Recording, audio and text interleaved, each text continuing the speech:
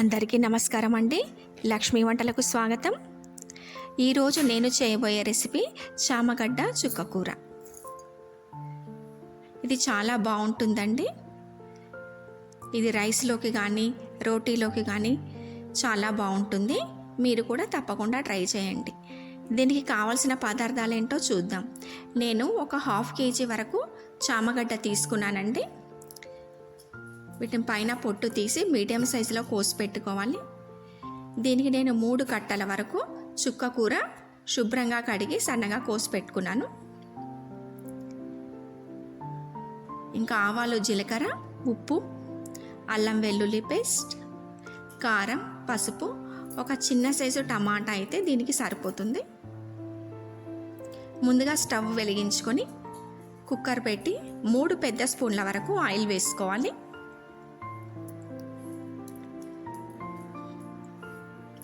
Oil బాగా వేడెక్కిన తర్వాత కొంచెం ఆవాలు, జీలకర్ర వేసుకోవాలి.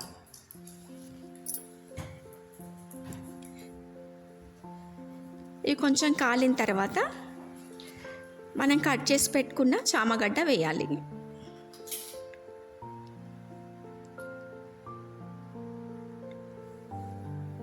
దీన్ని మంచిగా కలిపి ఒక 6 నుంచి 7 నిమిషాల వరకు నూనెలోనే బాగా మగ్గనివ్వాలి.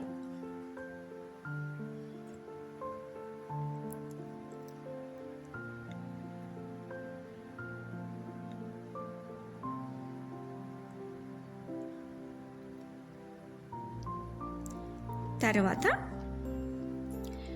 కొద్దిగా పసుపు, 2 చెంచాల వరకు కారం,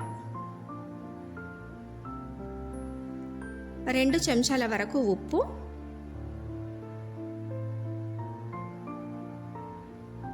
1 స్పూన్ నిండా అల్లం వెల్లుల్లి పేస్ట్ వేయాలి.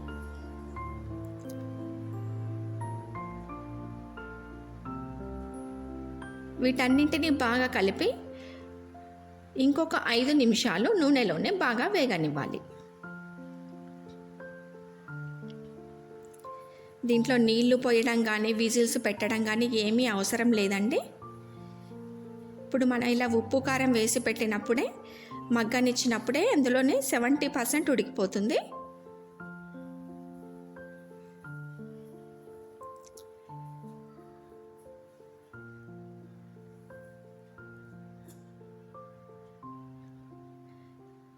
ఇప్పుడు దీంట్లో తరిగి పెట్టుకున్న చుక్కకూర, టమాటా చిన్న ముక్కలుగా కోసి వేసుకోవాలి.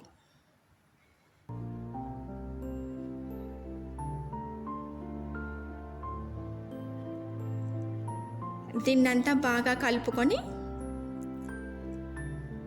కుక్కర్ని సిమ్లోనే మూత పెట్టి ఉంచాలి.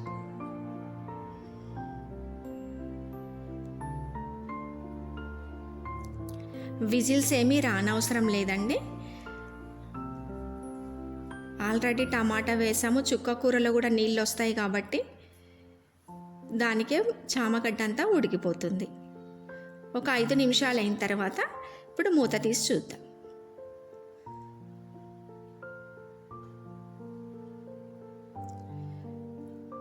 మొత్తం బాగా ఉడికిపోయిందండి మంచిగా. ఇప్పుడు ఒక గిన్నెలోకి సర్వ్ చేసుకుంటే సరిపోతుంది.